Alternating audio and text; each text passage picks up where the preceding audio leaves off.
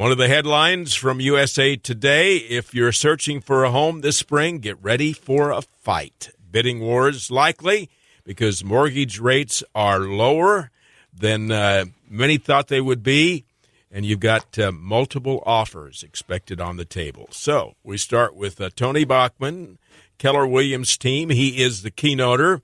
You've got your sidekick this morning, Larry Luetke. I do, thank goodness. Sidekick being the president of the association. So I don't know if it's a sidekick or maybe he's Batman and I'm Robin. I'm not sure which it is. We've got music for that. Sounds good. But it's in the tent.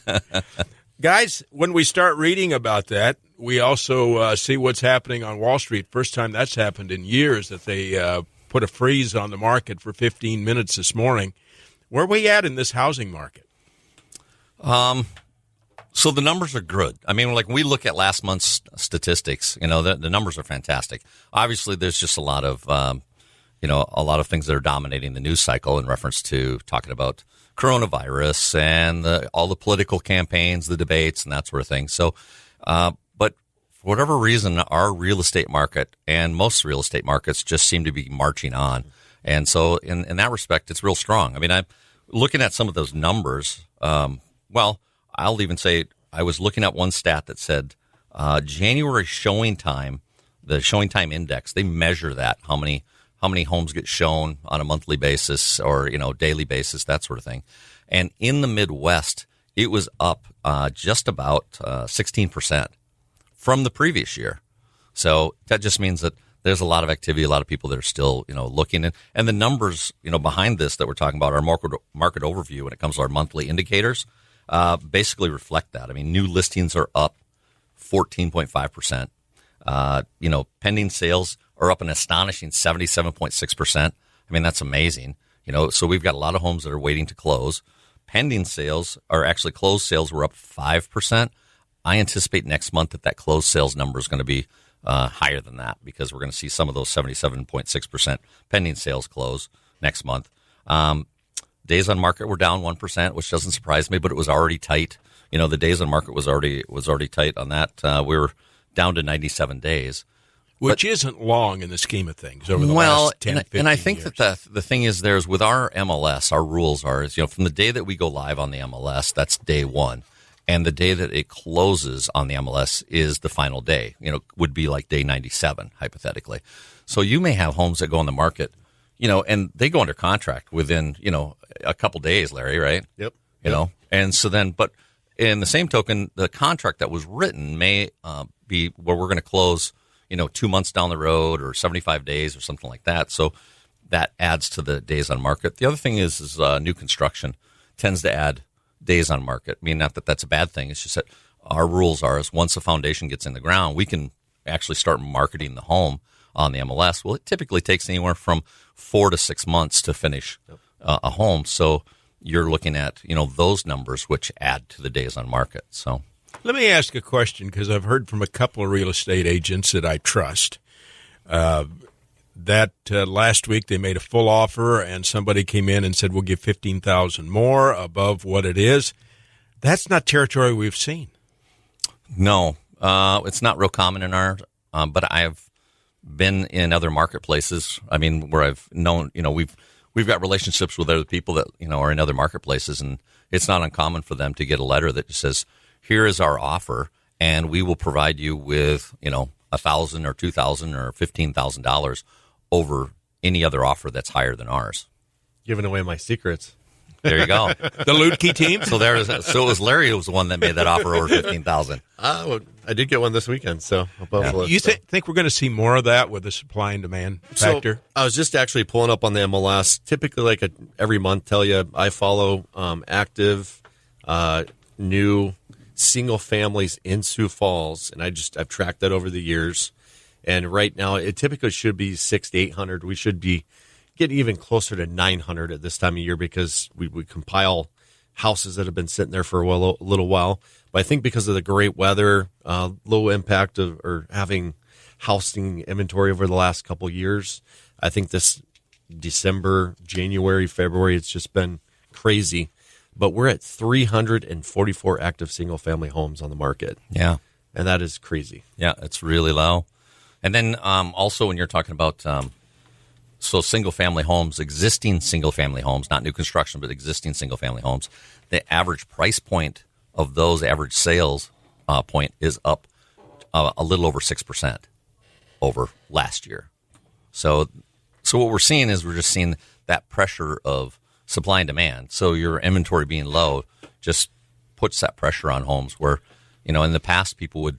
So if you had a full price of $250,000 and someone would come and say, well, we'll give you $250,000, but we'd like some closing costs, that sort of thing.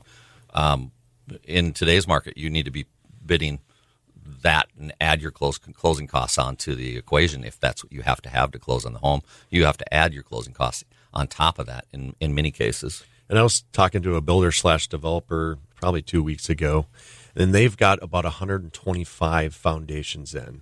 They still have foundations from last July that they've still not touched because they can't get workers there to start framing the house. And we've been a little wet too. Yep. We've had a very wet spell over the last 8 or 9 Yeah, that really hampered a lot of them being able to do anything. So hopefully this, the whole thing with this nicer, drier weather, hopefully that stays the course for us, so that way they can take off and go and get some of these done. And if they build it, it'll get sold. That's not a problem there. If you're sitting out there and you have a house and you want to sell, should you be listing now or wait till the kids get out of school and then say, I could find something this summer? So right now, based on the inventory, and we always say every March, April is the best time, just because the competition is a lot lighter. So as it goes on in the spring and summer, you get more inventory that goes out there, that you have more competitors. So there's more buyers, or same buyers typically. They're always looking for a property. It's just when that property comes right that they like, they're gonna act on it. So, but I think traditional trends are out the window.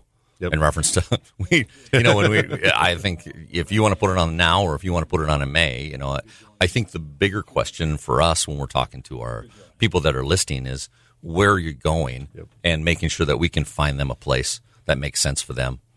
So I think that's the biggest challenge and the biggest question.